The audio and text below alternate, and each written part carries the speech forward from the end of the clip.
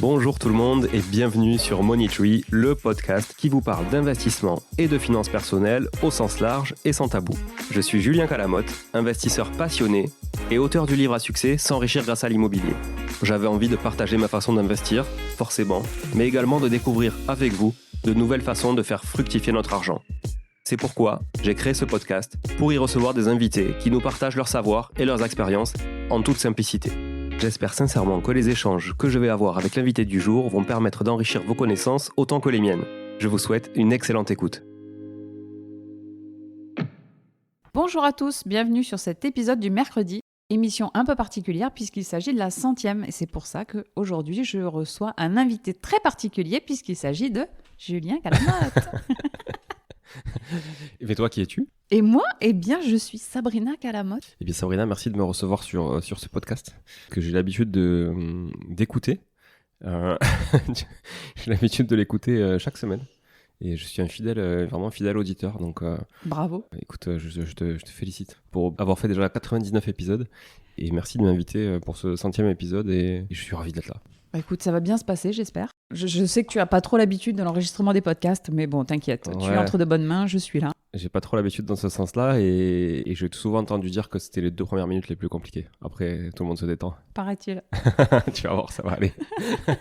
C'est plein de surprises. Déjà, je prépare pas les épisodes quand je les anime, alors dis-toi que là, en tant qu'invité, je me laisse aller. Bon, le problème, c'est que moi, tu m'as prévenu tout à l'heure qu'on allait faire cet enregistrement. Bon, j'avoue que j'ai préparé au mieux. On a vite fait repris les questions des auditeurs, donc je vais te poser. Ok.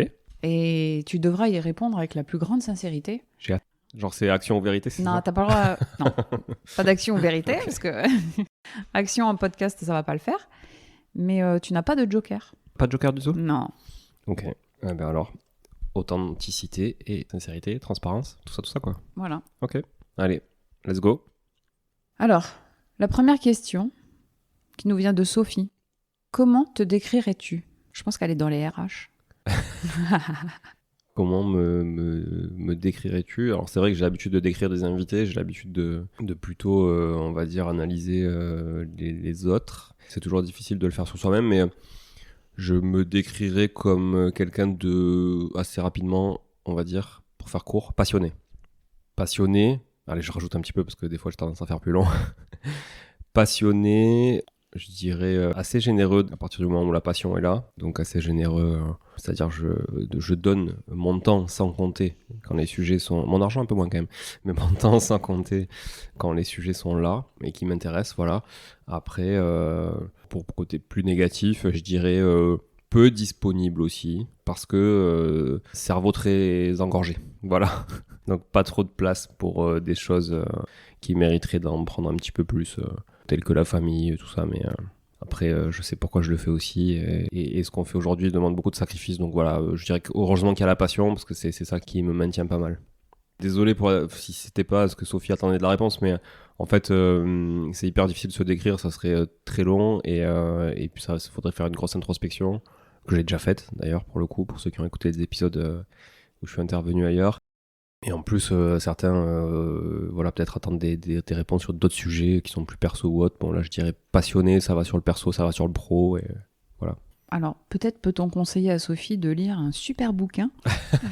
Ah, c'est placement de produit, c'est bien ça. C'est bien. Placement de produit, hop. Du coup, oui, tu peux conseiller à Sophie de lire un bouquin, le bouquin que j'ai écrit, qui s'appelle S'enrichir grâce à l'immobilier. Je crois que même si l'intro commence à être vieille dans le podcast, on l'entend, donc S'enrichir grâce à l'immobilier.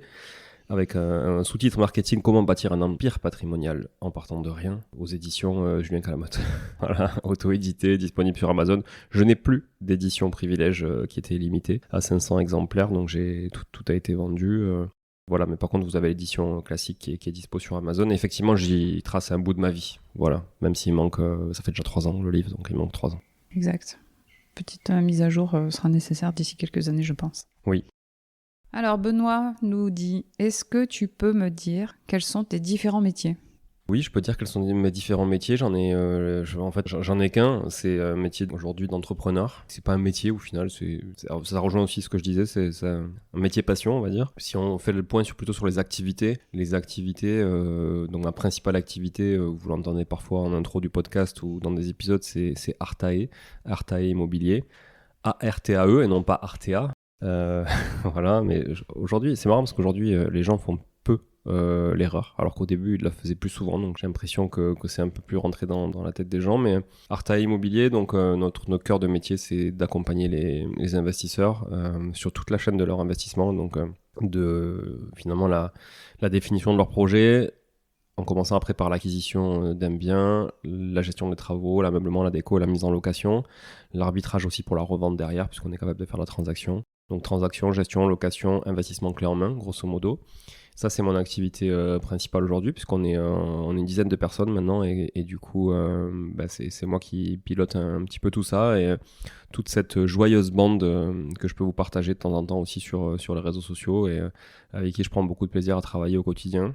Ensuite, on a des activités de marchand de biens. Pour ceux qui ne savent pas ce que c'est, je vous invite à écouter des épisodes qui en parlaient dans le podcast, mais c'est le fait d'acheter, de revaloriser, de revendre. Alors des fois, on ne revalorise pas grand-chose, ça s'appelle un aller-retour.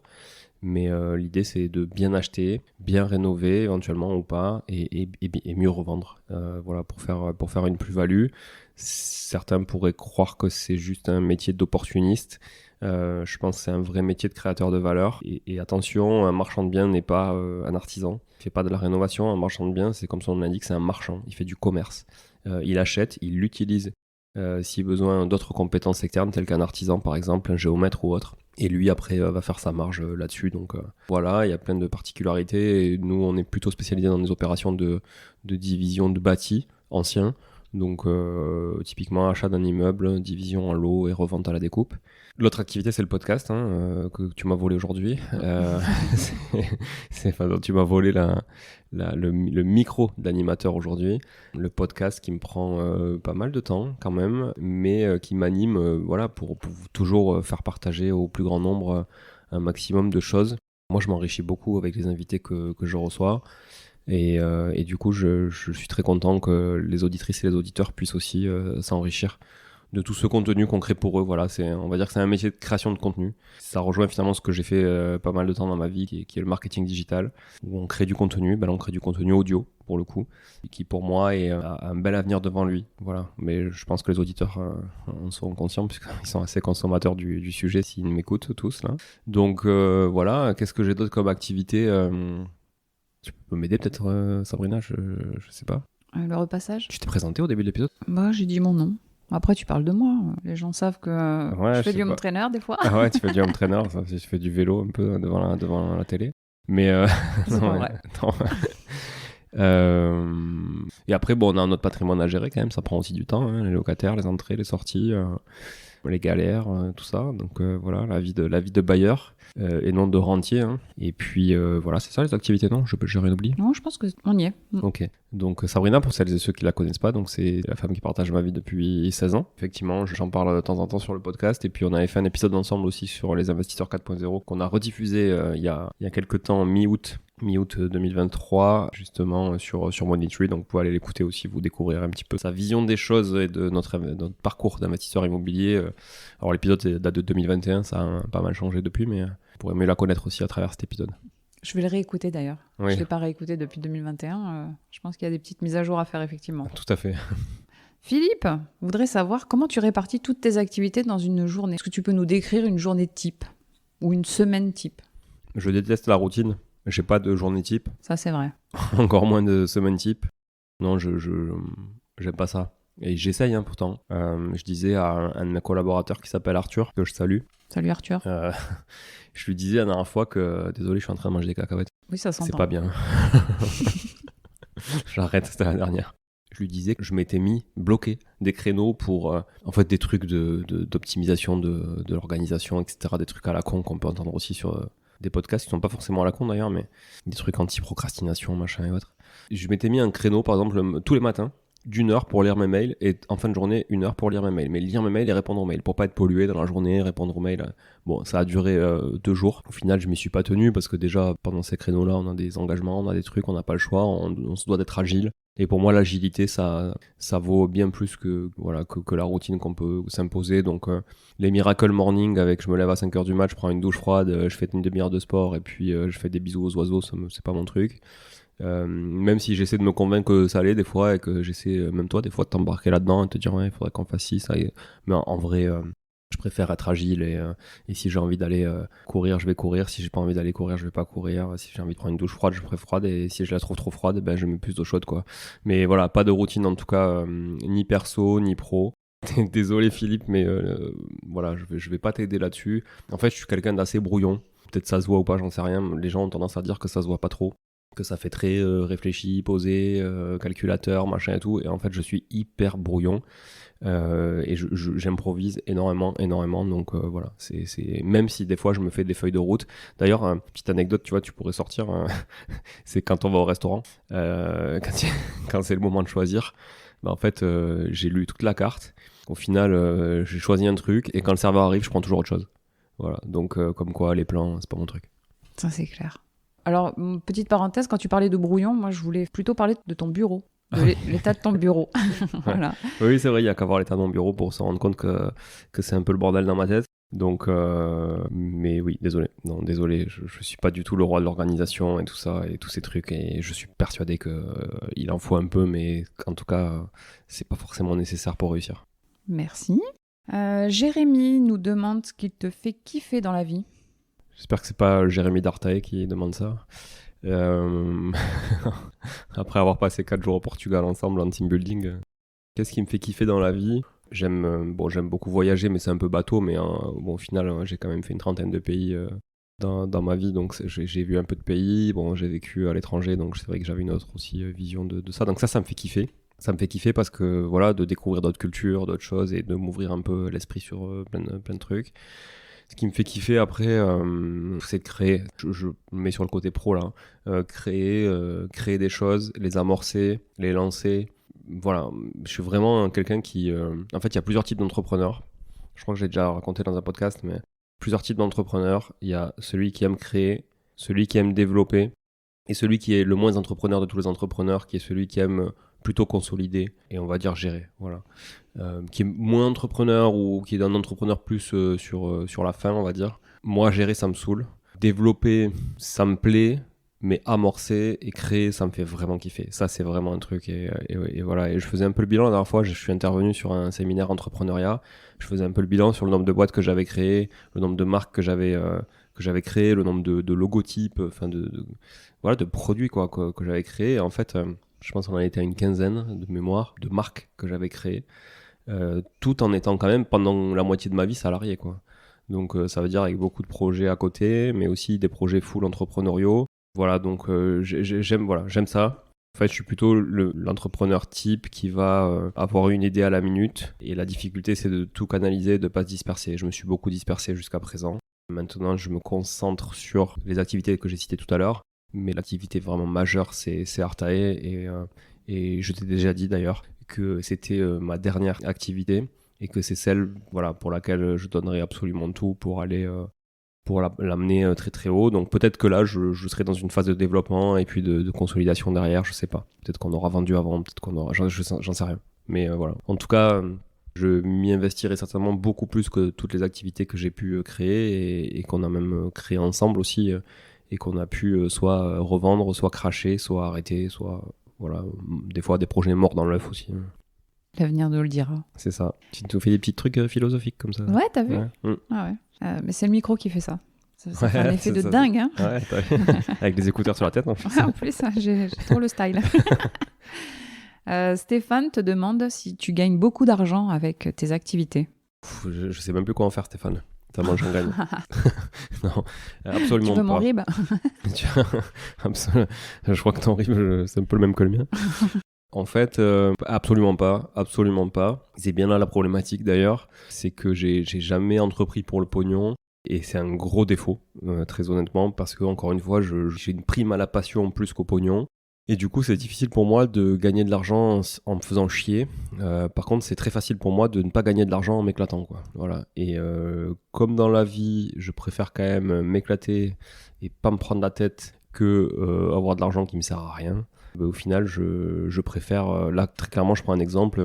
Sur Artae, j'avais plusieurs solutions au départ. Je pouvais bosser comme un malade tout seul et faire beaucoup d'argent tout seul, au final, chaque année. Mais au prix de quoi ? Au prix de pas développer grand-chose, au prix d'arriver à un plafond de verre assez tôt. D'ailleurs, j'y étais pas trop loin, d'ailleurs, tout seul. Et j'ai préféré, toujours avec ce mindset un peu entrepreneur-créateur, me dire ok, je vais plutôt créer une équipe, monter une équipe et faire des sacrifices moi-même. Donc pour être tout à fait transparent, aujourd'hui sur Artae, moi je me paye 0. Donc ça me dégage 0 revenu et je m'y investis à 3000%. Ce qu'il faut vous dire, c'est que 100% d'un entrepreneur, c'est peut-être un 300% d'un salarié. Et en fait, c'est un 300% d'un entrepreneur, c'est impossible à imiter quand on est salarié. Voilà, donc oui, j'ai plusieurs activités, mais en fait, aujourd'hui, finalement, il n'y en a aucune qui me rapporte vraiment de l'argent. Alors, les gens vont dire oui, c'est pas vrai, les projets de marchand et tout. Alors oui, les projets de marchand, ça rapporte de l'argent à la boîte en fait, mais pas à nous.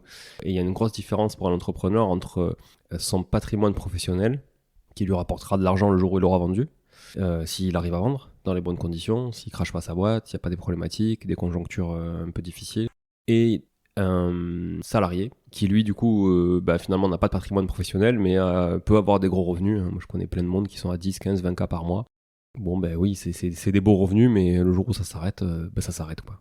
Et donc il n'y a plus de capitalisation et moi qui suis quand même passé par des postes avec des gros revenus, à plus de 6 chiffres annuels, du coup j'ai quand même fait le choix finalement de tout quitter pour me remettre dans la difficulté, on va dire. Bon, peut-être pas la difficulté, mais dans l'inconfort, parce qu'en fait je me rends compte que plus je suis dans l'inconfort et plus j'ai envie d'avancer.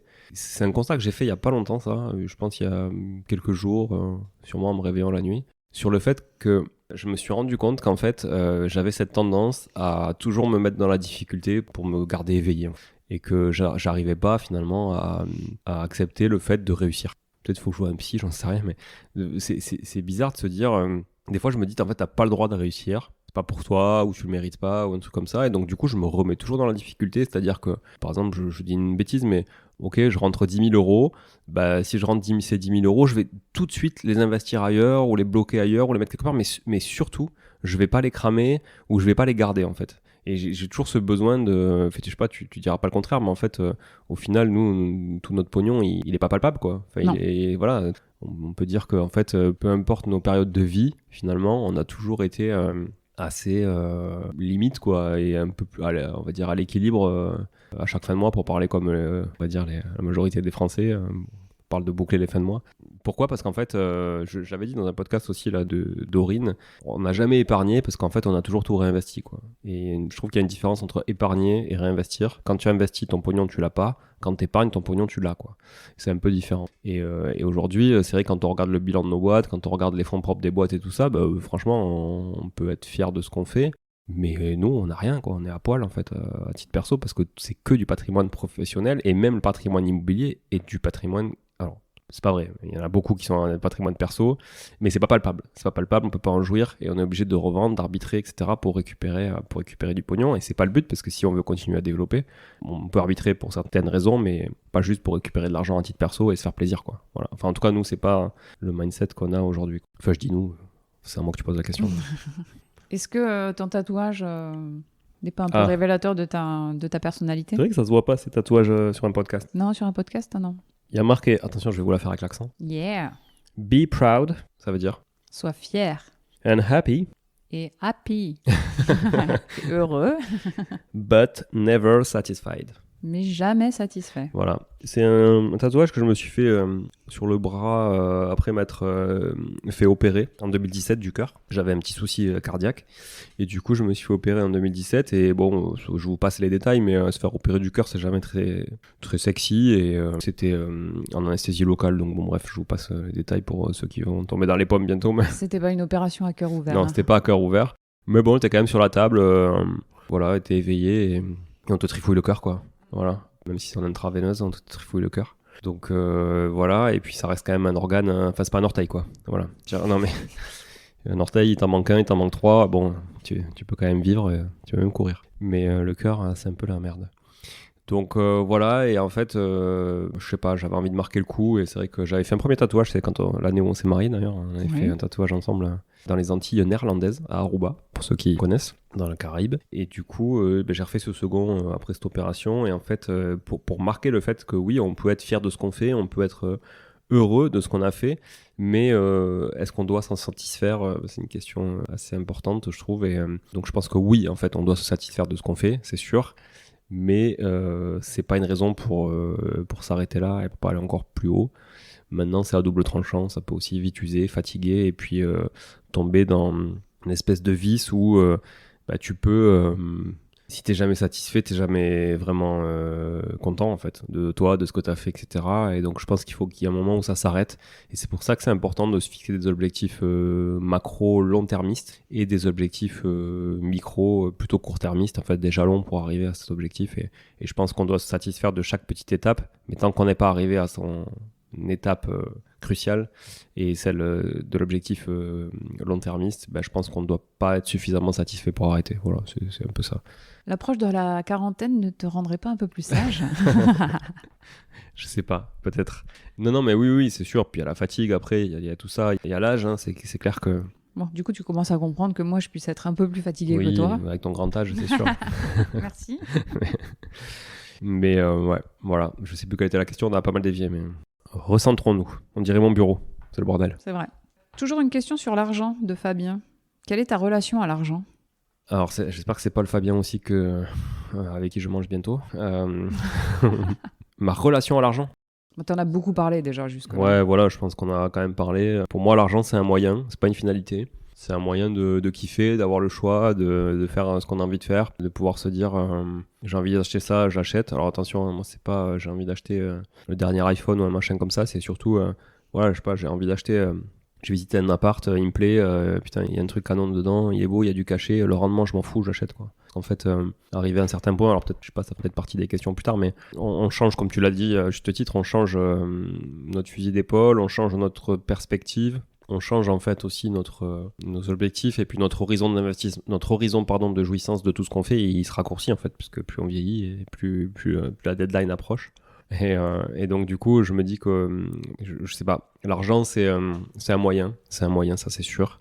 Et c'est un moyen de me dire ouais, je m'achète ce que j'ai envie en fait, et peu importe si je dis une connerie pour les investisseurs qui nous écoutent, mais c'est pas une connerie, c'est un vrai exemple, mais peu importe si je suis en autofinancement, je suis en cash flow, je m'en fous, c'est bien, il me plaît, je l'achète. Voilà. Et ça, aujourd'hui, pour moi, c'est un luxe. Et pour ça, il faut de l'argent pour le faire. Parce que sinon, tu le fais pas. Voilà, tu peux être frustré ou tu peux faire parfois des mauvais choix aussi. Moi, je pense que c'est pas un mauvais choix quand tu as de l'argent d'acheter un truc qui est pas rentable, par exemple, au sens financier du terme, ou qui crache pas de rendement, etc. Parce que justement, tu as envie de te faire plaisir. Et il y en a qui se font plaisir en achetant des sacs à 15 000 boules et des téléphones à 2000, moi je préfère me faire plaisir avec de la belle pierre, une œuvre d'art, un truc comme ça, qui reste des placements financiers en fait, qui sont pour moi des investissements assez intelligents. Le sac à 15 000 boules aussi, hein, si tu veux m'en acheter un d'ailleurs. N'hésite pas. Hein. Eh bien écoute, on va réécouter, mais tu l'as déjà écouté, hein, Oui. l'épisode qui traite des sacs à main justement, et de la revente des sacs à main avec Camille. Oui. Sac à main, j'ai compris. Birkin, Kelly, d'Hermès, un peu de Chanel, et voilà. Alors pour ceux qui ont écouté cet épisode, c'est toi le fan de sac à main plus que moi. Oui, totalement. Jonathan voudrait savoir si le mastermind au Canada est toujours d'actualité. Alors Jonathan, oui, le mastermind, enfin oui et non. Le mastermind au Canada est toujours d'actualité. Alors c'est marrant que tu dises mastermind parce que j'avais pas effectivement, je l'avais pas nommé comme ça volontairement pour être un peu disruptif par rapport à ce qui se fait dans ce type d'événement qu'on appelle communément mastermind. On en voit souvent, voilà, on va dire dans des pays où ça coûte pas très cher pour y aller, et puis c'est pas très loin, type Maroc, type, je sais pas moi, les Baléares en Espagne ou autre.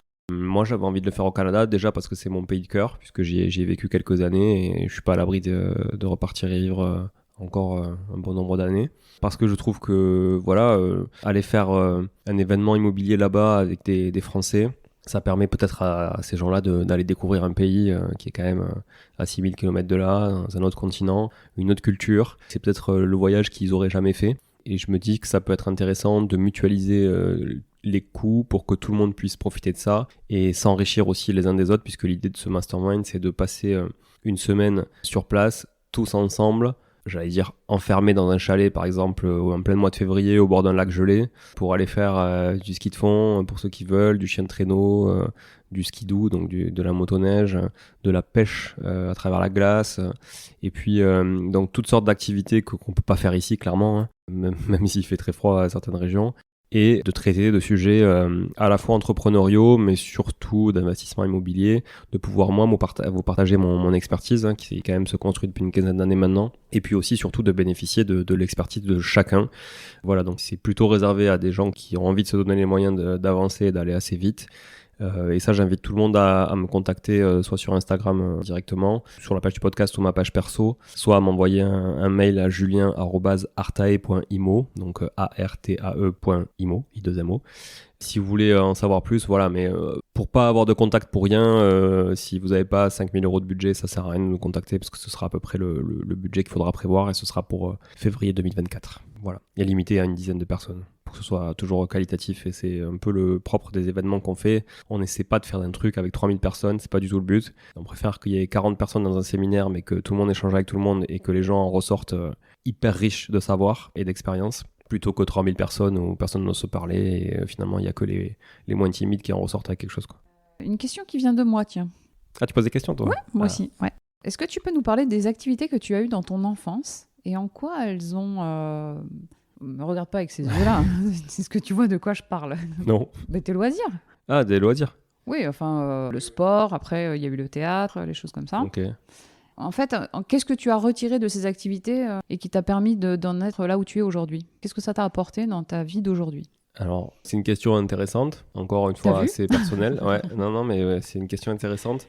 Je précise qu'encore une fois, on l'a dit au début, on n'a pas du tout préparé l'épisode ensemble, on l'a fait un peu à l'arrache à la dernière minute. Donc tu es en train de réfléchir en fait. Ouais, ça me fait gagner un peu de temps.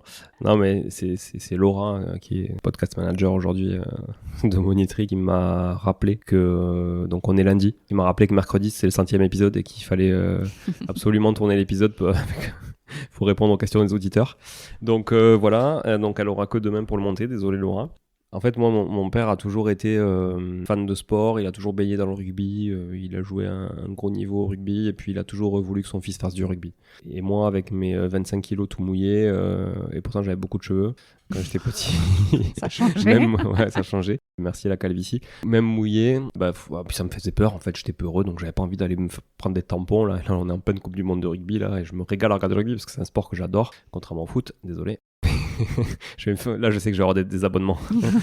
Tous les footix, ils vont se désabonner, mais bon, c'est pas grave, je vous en voudrais pas. Après, j'ai des très bons copains, comme Alex, que je salue, qui adore le foot, qui a toujours joué au foot dans sa vie. Mais non, pour autant, je suis plutôt rugby. Et donc, du coup, j'ai jamais joué au rugby. Et par contre, il m'a mis à 6 ans au taekwondo, qui est un art martial coréen qui se joue plutôt avec les pieds qu'avec le haut du corps, enfin avec les bras en tout cas, il n'y a pas de coup de poing, enfin très peu. Donc voilà, mais c'était un art martial, donc il m'a mis là pour apprendre à me canaliser, à me concentrer et apprendre la discipline. C'est important les arts martiaux pour apprendre la discipline. Et j'étais sage, mais voilà, ils avaient quand même besoin je pense que je sois concentré, un peu comme ton fils. Donc du coup j'ai fait taekwondo, j'ai fait taekwondo à un bon niveau, hein. J'ai passé ma ceinture noire enfant, je pense que j'avais 11 ans, donc bon c'était déjà après 5 ans de taekwondo, mais voilà. Pour vous dire, il y a une ceinture noire en dessous de 16 ans en fait au taekwondo, donc à 11 ans je l'ai passé, donc je l'avais déjà. Et puis le taekwondo est devenu un sport de combat plus qu'un art martial, et là mon côté peureux est reparti comme le rugby, et j'étais pas très bon en combat, donc et en fait j'ai fait les championnats régionaux, j'ai fini 4e, les 3 premiers partaient au championnat de France, j'ai fini 3e et les 2 premiers partaient, je sais plus, et du coup ça m'a dégoûté parce que comme je suis quand même un compétiteur, voilà, je me suis pas senti au niveau, j'ai arrêté et je me suis mis à l'athlétisme, donc encore un gros sport collectif. Et là, j'ai explosé à l'athlétisme et là, j'ai vraiment trouvé mon sport. Je me suis éclaté. J'ai fait pas mal de disciplines dans l'athlétisme, dont du saut à la perche. J'allais le dire. Avec une vidéo mémorable. Oui, que je vais garder dans le grenier pour pas qu'elle soit diffusée sur les réseaux sociaux. Parce que j'étais vraiment archi nul. Mais je suis aussi trop heureux pour la perche, parce que pour le coup, la perche, ça fait flipper quand même. Non, donc j'étais très bon. Donc j'ai gagné pas mal de titres en départemental, en régional, de niveau national aussi, mais pas de titres, mais de niveau national. Voilà, donc sport individuel. Et à côté de ça, effectivement, plutôt sur la fin du taekwondo, j'ai fait du théâtre pendant quelques années, grâce à un super prof, instituteur en fait, de CE2 CM1, que je remercie parce que il écrivait des pièces de théâtre, il avait fondé une troupe de théâtre, et on a fait des tournées en Martinique à l'époque, 2 fois d'affilée. Donc ça m'a appris aussi, parce que j'étais quand même un peu timide, donc ça m'a appris à m'ouvrir un petit peu, à parler aussi devant peut-être un peu les gens. Ça m'a aidé aussi pour animer les séminaires, le podcast éventuellement et autres. Et puis se mettre aussi face cam sur les réseaux sociaux, c'est pas toujours évident. Mais grosso modo, ce que je retiens de tout ça, c'est sport individuel. En fait, j'ai fait du rugby 2 mois, mais ça m'a pas plu. Ça peut paraître égoïste, mais ce que j'aime, c'est m'en prendre à moi-même si je perds et m'en prendre à moi-même si je gagne, en fait. Voilà. Et si je dois me remettre en question, je suis seul à le faire. Et si je le fais pas, je sais pourquoi. Mais voilà, moi, les sports d'équipe, en étant coach, oui, et c'est ce que je fais finalement au quotidien en étant chef d'entreprise. Maintenant, en étant dans une équipe, parmi l'équipe, voilà, je suis un peu moins à l'aise avec ça. J'adore le travail en équipe. Mais en fait, j'aime faire monter les gens en compétences. J'aime les faire travailler ensemble. J'aime ce profil manager, mais j'aime moins travailler avec des gens qui potentiellement peuvent faire des erreurs à ma place, me ralentir, etc. Quand on a une quête commune, type aller gagner un titre, je sais pas, national, régional ou autre dans un sport. Bon, voilà. Et pourtant, j'adore le rugby, j'adore cet esprit rugby, et j'ai baigné dedans depuis que je suis petit, et même si ça m'a saoulé, parce que mon père, il m'a gonflé avec son rugby toute mon enfance et tout ça, et ça a gonflé ma mère et tout le monde. Voilà, et désolé, papa, si tu m'écoutes, mais c'est clair que tu nous as saoulé avec ton rugby. Mais aujourd'hui, je prends plaisir à parler de rugby avec lui, tout ça, parce que voilà, j'en suis détaché, et aujourd'hui, c'est du rugby plaisir, et je regarde jamais de match de rugby dans l'année, mais là, la Coupe du Monde, pour moi, voilà, je trouve que c'est exceptionnel, c'est en France, je suis persuadé que l'équipe de France peut gagner cette Coupe du Monde. Pour vous dire, je baignais dans le rugby, j'allais dans les vestiaires du Stade Toulousain quand j'étais petit parce que mon père était dans les petits papiers, voilà, il avait pas mal de réseaux. Je suis parti en boîte avec l'équipe de France de rugby à Toronto lors d'une tournée en Amérique du Nord. Enfin, j'ai baigné dans le rugby, mais c'était pas mon univers. Voilà, donc sport individuel. Et aujourd'hui, voilà, je suis passé par la course à pied, le triathlon. Je me remets au triathlon cette année depuis 2 semaines après 4 ans d'arrêt, 3-4 ans d'arrêt. Donc voilà, bref, on a compris. Et tu as même ton nom écrit sur le mur de je sais pas quoi du stade. Je suis nulle en Oui, rugby, on a participé, effectivement, on a fait des dons au Stade Toulousain pendant la période Covid, quand tout était arrêté, effectivement, qu'ils ont fait un appel aux dons. Donc du coup, on a notre nom, mais parmi des dizaines de milliers d'autres personnes dans le stade là-bas. On l'a pas fait pour ça. Hein. Non, bien sûr. C'est un petit clin d'œil pour ton père. Et le poker, tu nous en parles du poker ? Eh oui, j'ai beaucoup joué au poker. C'est là qu'on s'est rencontrés d'ailleurs, autour d'une table de poker. Je t'ai bluffé. Tu m'as bluffé. On s'est bluffé. Non, mais oui, on s'est rencontrés autour d'une table de poker et c'est vrai que c'est ce qui nous lie aussi, c'est important. Il n'y a rien de plus individuel que le poker. Hein. C'est son pognon qu'on met sur la table. Et malgré tout, là aussi, on avait un super collectif. On avait un super collectif parce qu'on avait une belle équipe de joueurs de poker. On allait à des tournois ensemble. On partageait beaucoup de choses. Et c'est pour ça que l'individualité, finalement, ou l'individualisme, on va dire même, n'est pas un frein au collectif. Parce qu'au final, j'ai adoré jouer au poker avec d'autres personnes, voilà, aussi. Juste, tu as commencé à quel âge ? Le poker ? Ouais. 2006, donc j'avais 21 ans. L'âge légal à Vegas. Voilà. L'âge légal pour jouer à Vegas. Mais d'ailleurs, je suis allé à Vegas, c'était 2007, première fois. Ouais. Donc voilà, mais le poker, c'est une école de la vie. On avait tendance à le dire quand on jouait, mais j'y crois toujours. Autour d'une table de poker, tu vas avoir le smicard qui va tout miser pour changer de vie. Tu vas avoir le dealer du quartier d'à côté qui va venir essayer de blanchir son pognon parce qu'il sait pas quoi en faire. Puis c'est prendre un peu de récréation, quoi, de temps de récréation.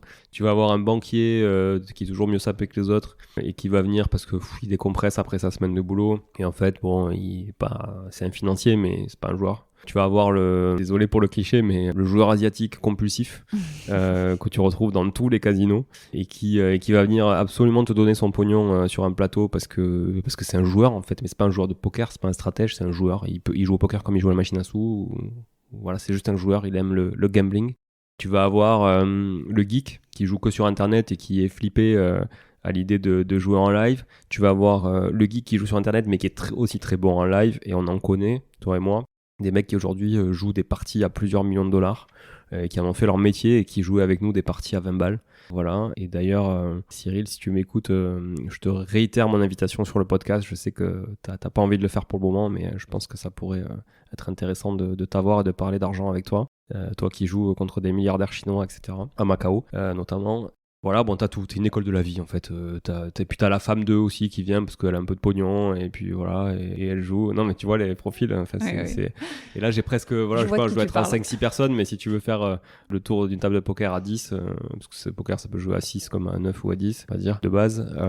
Voilà, il y a vraiment absolument tous les profils. Et puis je trouve que c'est une belle école de la vie parce qu'en fait, ça met tout le monde au même niveau. C'est-à-dire que le smicard, le banquier, le geek, l'étudiant ou autre, en fait, ce qui prime, c'est l'argent que tu as devant toi qui est souvent équivalent à l'argent qu'a le mec devant, alors surtout en tournoi pour le coup, parce qu'en tournoi tout le monde démarre avec la même somme, enfin c'est des jetons équivalents à une somme, et même en cash game, on va dire en jeu d'argent direct, en fait les caves sont limitées, donc tu peux pas, même si tu as 5000 sur toi et que la cave elle est limitée à 200, tu peux pas mettre plus de 200 à chaque fois. Donc voilà, en fait je trouve que ça nivelle vachement, ça met tout le monde au même niveau, et par contre c'est un sacré je trouve réservoir de tout, comment on peut dire, toutes les qualités et les défauts que peut avoir l'être humain, quoi. Voilà, dans les réactions que les gens peuvent avoir, dès qu'il y a de l'argent au milieu, ça révèle vraiment beaucoup les personnes, quoi. Voilà. Et ça me donne vachement envie de rejouer là. Mince, j'aurais pas dû en parler. Ouais. Parce que quand même, le poker, ça prend des heures.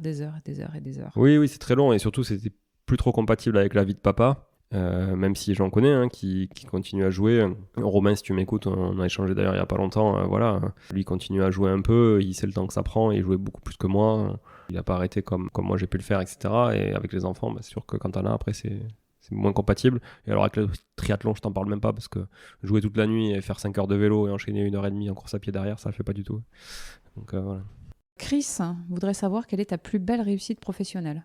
Ma plus belle réussite professionnelle, je pense sincèrement que c'est celle que je suis en train de vivre maintenant. Et finalement, c'est pas déconnant si tu te dis que l'expérience aide aussi à être meilleur dans ce que tu fais que ce que j'ai pu faire il y a 10 ans. Voilà, ma plus belle réussite, je suis en train de la construire aujourd'hui. Un petit coup de cœur quand même à Protéine Sélection. Un petit coup de cœur à proteinselection.com qui n'existe plus parce que le mec à qui on l'a vendu l'a tué. Mais oui, un petit coup de cœur à 2 frères joueurs de rugby, qui sont Nicolas et Pierre, avec qui je me suis associé en 2009 pour mon tout premier business. J'étais salarié à l'époque, ils sont venus taper à ma porte, mais je sais même pas comment ils m'ont trouvé, je sais plus. Putain, c'est dommage, on l'a vu hier, on aurait pu poser la question s'il s'en rappelait. Je sais plus comment il est venu me chercher, Nico, et en fait, eux, grosso modo, avaient un business de compléments alimentaires pour les bodybuilders, parce qu'ils sont beaucoup plus tankés que moi, et ils n'arrivaient pas à le faire décoller, ils plafonnaient un chiffre d'affaires assez faible. Et du coup, ils sont venus me chercher pour que je les accompagne sur la partie marketing. Et moi, j'avais pas envie de facturer des trucs, j'avais envie. Et c'est là où finalement je me suis révélé aussi entrepreneur, c'est que je leur ai proposé de rentrer au capital et d'être associé avec eux. Et que je voulais pas être rémunéré, je voulais juste des parts de la boîte. Et j'ai tout donné, on avait un tiers de la boîte chacun et on a revendu cette boîte à un mec qui habitait à Cannes, qui l'a planté quelques mois après. Je crois qu'il a acheté plusieurs sites. Il avait pas trop besoin d'argent, donc en fait c'était moins critique. Voilà. Mais on a bien fait décoller cette boîte, c'était une très belle expérience. Vraiment, c'est la première fois que j'ai appris à comment on achetait, comment on faisait de la marge, comment on vendait, plein de trucs. Enfin, vraiment, c'était ouais, t'as raison. Vraiment, activité coup de cœur, protéine sélection, mais la plus belle réussite, par contre, oui. Je pense que c'est Artae aujourd'hui et on en est qu'au début. Karine voudrait savoir quel est ton rapport aux réseaux sociaux. Cette question m'intéresse beaucoup. Ouais, Karine, je sais pas si c'est toi, mais la Karine.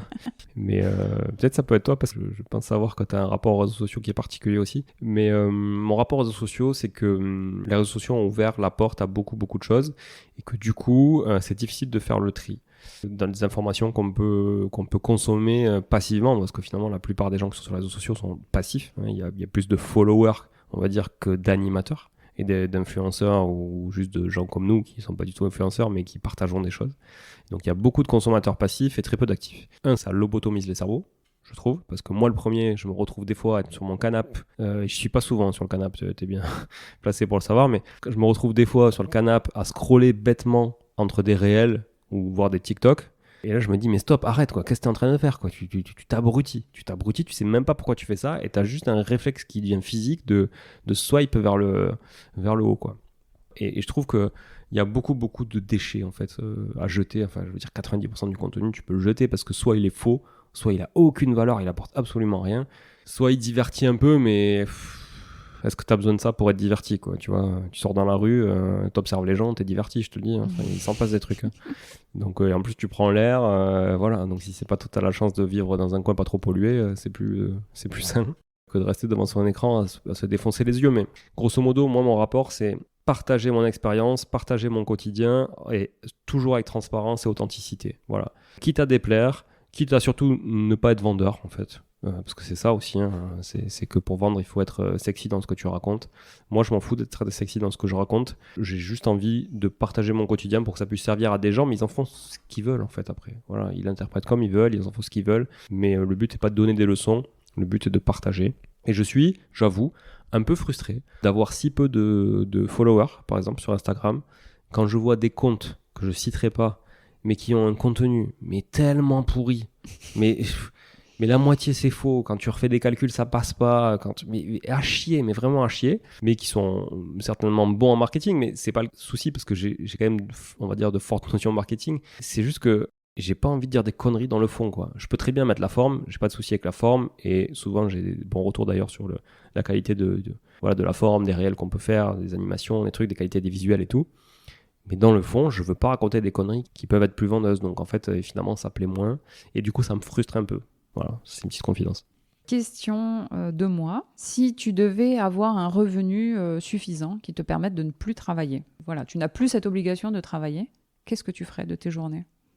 Ça rejoint un peu ce que je disais tout à l'heure, c'est-à-dire que tu es bien placé pour le savoir. À chaque fois qu'on a augmenté notre niveau de vie dans notre vie, on en a toujours voulu plus. Et je pense que c'est un gros défaut de la plupart des gens. Il est très difficile, et j'admire les gens qui se disent ouais, moi avec 1500 euros par mois je suis rentier et j'arrête de travailler. Ben, je les admire, hein, parce que putain, dis-toi que quand t'arrives à ça à 25 ans, la vie elle est longue quand même derrière avec tes 1500 balles par mois. Non mais enfin tu vois, c'est quand même assez chaud, quoi. Donc je pense que ça marche tant que ces gens-là ont Pôle emploi pendant 2 ans. Après, à mon avis, ils vont se poser beaucoup de questions. Nous, le truc, c'est qu'aujourd'hui, notre vie, elle a été quand même rythmée par pas mal de hauts et de bas, mais chaque haut a toujours été plus haut que le haut précédent. Donc du coup, ça nous challenge à chaque fois à aller encore plus haut, même si des fois, on régresse, on fait des sacrifices, etc., hein. Comme là, on est dans une période où on refait des sacrifices, on développe, voilà. Mais je sais pas ce que je ferai de mes journées en tout cas, mais je pense que ça m'arrivera pas en fait. Je pense que ça m'arrivera pas de me dire qu'est-ce que je vais bien faire de mes journées parce que j'ai trop de pognon en fait.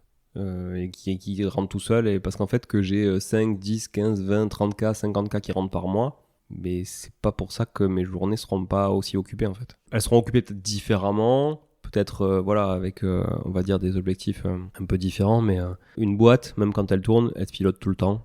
Et tous les entrepreneurs à succès avec qui j'ai pu échanger et que je côtoie, tous, dès qu'ils ont lâché un peu le lest, ça ne marchait pas. Donc, en fait, on est dans une société où les gens ont besoin de leaders. Et quand le leader s'en va, les gens sont absolument perdus. Et si toi, t'es le propre leader de ta boîte, déjà, t'es le seul qui mettra autant d'investissement personnel dedans par rapport à n'importe qui d'autre, parce que tu sais que c'est pour toi que tu le fais et tu sais pourquoi tu l'as fait au début et t'as toute l'histoire en tête. Et en plus, il y a toujours besoin de développer, toujours besoin de réanimer, de re-challenger, voilà. Donc je pense qu'en fait, à moins de vraiment vendre des boîtes, mettre son pécule sur, on va dire, des marchés financiers, etc., de récupérer beaucoup de dividendes par an, tout ça. Mais même ça c'est bancal. Enfin, je veux dire, si tu comptes sur ça, demain, il y a plein de boîtes qui mettent la clé sous la porte, ou le marché financier s'effondre. Bon, mais toi, le patrimoine, il s'effondre aussi. Donc en fait, pour moi, ça reste bancal. Voilà, je sais pas. Je sais pas ce que je ferai de mes journées, mais elles seront bien occupées comme aujourd'hui, en fait. Donc, question de Victor. Si aujourd'hui tu avais 20 ans et que tu étais étudiant en droit, comment est-ce que tu t'y prendrais pour emprunter? Étudiant en droit, ça veut dire de longues études. Du coup, j'imagine que la question sous-jacente, c'est que c'est difficile d'investir quand tu es étudiant, même si tu en as envie. Alors, première chose, c'est que c'est bien, l'effet de levier, c'est super, emprunter, s'endetter, c'est génial, hein. Moi, je suis le premier à avoir construit mon patrimoine comme ça, mais déjà, aujourd'hui, je suis pas sûr qu'avec des taux à 4,5, l'effet de levier ait la même valeur qu'il y a 2 ans, ou 3 ou 4 ans, quand tous les formateurs en ont fait leur gagne-pain. Donc je dirais que vu que tu peux pas emprunter quoi qu'il en soit, parce que les prêts étudiants, tout ça, bon, c'est bancal, tout ça, moi je trempe pas là-dedans, et je pourrais pas te conseiller ça. Mais par contre, ce que tu peux faire, c'est juste aller bosser le soir et le week-end en fait, et gagner ta vie, commencer à gagner ta vie et commencer à économiser, à épargner. Puis dès que tu as 10, 15, 20K, dépendamment de là où tu habites, tu commences à acheter un petit truc, un parking, un garage, un machin, et puis tu fais des bonnes affaires, tu te fais un peu la main. Et si tu achètes bien, il n'y a pas de raison que quand tu revendes, ce soit problématique. Attention, juste garage, parking et tout égale énormément de frais de notaire, puisque proportionnellement, on est sur des gros taux. Donc ça peut être, alors c'est pas très cher en euros, mais ça peut faire une grosse proportion sur un parking à 5 000 balles ou un garage ou 10 000 balles. Voilà, ça peut vite te faire pas mal de frais de notaire.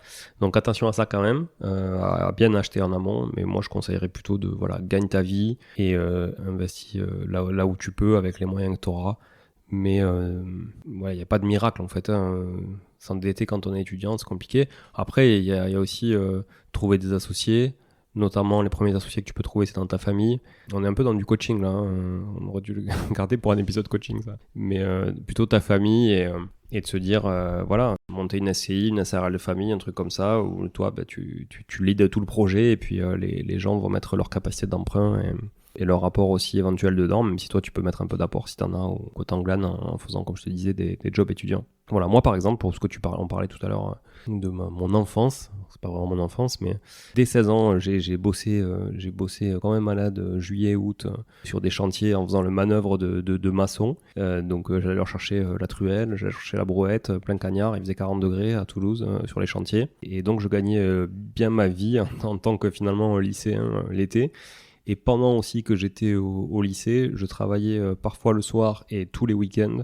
J'étais caissier dans un Leclerc. Enfin, pardon, désolé pour la profession, hôte de caisse. C'est comme ça qu'on appelle maintenant. Mais bon, moi j'étais caissier. Donc j'étais à la caisse, comme son nom l'indique, d'un Leclerc. Donc je me tapais un peu comme au poker, tous les florilèges de la nature humaine.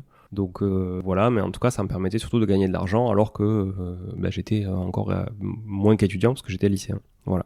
Et ça m'a permis de kiffer ma life. Mais toi, si à 20 ans tu as ces ambitions d'investissement et tout, c'est génial, tu es bien plus mature que moi je l'étais à 20 ans et du coup investis-les à bon escient, mais surtout que tu sais pourquoi tu vas les gagner, quoi. Je pense que c'est le principal. Merci Julien, j'ai pas d'autres questions. C'est fini ? Eh oui, désolé. Oh. Ça va, t'es plus à l'aise qu'au début ? Oui, ça va mieux. Ouais. Mais t'as beaucoup parlé. Hein. Tu sais que t'as une voix différente. Ah bon ? Ouais, je vois, t'as l'impression que tu fais attention et tout. Non, mais tu préfères celle-là ? Ouais. On dirait, moi, quand je parle anglais, je prends une autre voix. Mais ouais, t'as une voix différente. J'ai beaucoup parlé, oui, comme quand je reçois des invités, ces invités qui parlent et qui font le contenu plus que moi, même si j'anime. Et toi, tu t'en es bien sorti. Merci. Tu t'en es bien sorti. Du coup. Tu me rembaucheras pour un prochain épisode, le 200e peut-être ? Ouais, mais je vais déléguer, sinon tu peux animer les épisodes à ma place. Ah non. Si je délègue, ça me fera gagner du temps. Paraît-il qu'il faut déléguer. On pourrait faire un épisode entier aussi sur la délégation, je vous donnerai mon avis, mais voilà, on le fera plus tard, ça. J'aimerais bien faire des épisodes comme ça, d'ailleurs. Il faudra que vous me disiez ce que vous en pensez. Si je peux vous demander, chers auditeurs, chères auditrices, votre feedback un peu, parce que c'est vrai que j'en ai pas des masses. Mais si je pouvais vous demander, est-ce que vous aimeriez des épisodes un peu qui parlent d'entrepreneuriat, de problématiques d'entrepreneuriat, et aussi peut-être ma vision des choses, qui est souvent pas la même que finalement la pensée commune. Donc voilà, moi j'aime bien partager un peu ma vision de trucs comme ça. Voilà, de sujets un peu, on va dire, qui font vendre des bouquins, quoi. Voilà. J'ai souvent pas forcément le même avis que dans le bouquin. Merci. Alors, je vais te laisser faire la clôture de l'épisode. On va voir si... C'est quoi la clôture ? Mettez un avis 5 étoiles sur Apple Podcast ou Spotify ou... Ou c'est tout, mais même Spotify... Ah, même Spotify, ça marche pas trop ? Si, tu peux, mais tu peux pas rédiger, par contre. Tu peux juste mettre les 5 étoiles. Ouais. Bon, ok, merci beaucoup pour l'avis. Ensuite, qu'est-ce qu'on peut dire à tous ces gens qui nous écoutent et qui sont fidèles ? Rendez-vous au prochain épisode, mais je ne serai plus là. Ne soyez pas tristes. Je vais avoir des abonnements encore. Bon, merci à tous d'avoir écouté cet épisode. Ça m'a fait bizarre d'être de l'autre côté du micro, même si c'était avec Sabrina et que du coup c'est un peu comme à la maison, mais ça m'a fait plus bizarre cet épisode-là que quand je suis invité dans des podcasts avec des podcasteurs. Voilà, j'espère que en tout cas le format vous aura plu pour cette 100e et bon anniversaire. Non, c'est même pas anniversaire au final. C'est l'épisode 100, quoi. Ouais, c'est la 100e. Donc merci d'avoir été là. On se retrouve dimanche pour une capsule. Ça sera la deuxième partie de la capsule sur le bail commercial versus le bail d'habitation. On vous partagera 4 nouveaux arguments de Rudy Amselem à l'avantage du bail commercial par rapport au bail d'habitation. Voilà, et puis tout plein de surprises encore avec des sujets très intéressants dans les épisodes du mercredi à venir avec des invités. Aussi des chroniques sur la tarification dynamique, la gestion des nuitées, des tarifs, etc. et l'optimisation de tout ça. Et la vision aussi du marché de la location courte durée sur la saison automne-hiver qui s'en vient en France. On vous partagera tout ça avec notre nouveau sponsor Price Labs que je vous suggère de tester avec le code Moneytree. Je le répète aussi. Voilà, et puis merci encore Sabrina pour cet épisode. Merci à vous tous d'être là, toujours plus nombreux chaque semaine, et de faire de ce podcast une réussite, même si on l'a vu. Encore une fois, et je vous allais dire que je me répète, ce n'est pas par but financier qu'on fait ça, mais par passion. Merci à vous. Ciao, ciao. Ciao. Non, c'est ciao, ciao qu'il faut dire. Ah, ciao, ciao. Bon, si vous êtes là, c'est que vous avez écouté jusqu'au bout, et a priori, l'épisode vous a plu. Si c'est bien le cas, n'hésitez pas à le partager autour de vous. Notez ce podcast sur Apple Podcast et Spotify en laissant un commentaire 5 étoiles. Je ne vous le répéterai jamais assez, mais c'est grâce à vous que ce podcast vit aujourd'hui et peut continuer de vivre en vous proposant un contenu toujours plus qualitatif. Merci encore, je vous retrouve très vite sur un nouvel épisode de Money Tree. En attendant, je vous souhaite la meilleure des réussites dans vos projets et un bon enrichissement. À très bientôt.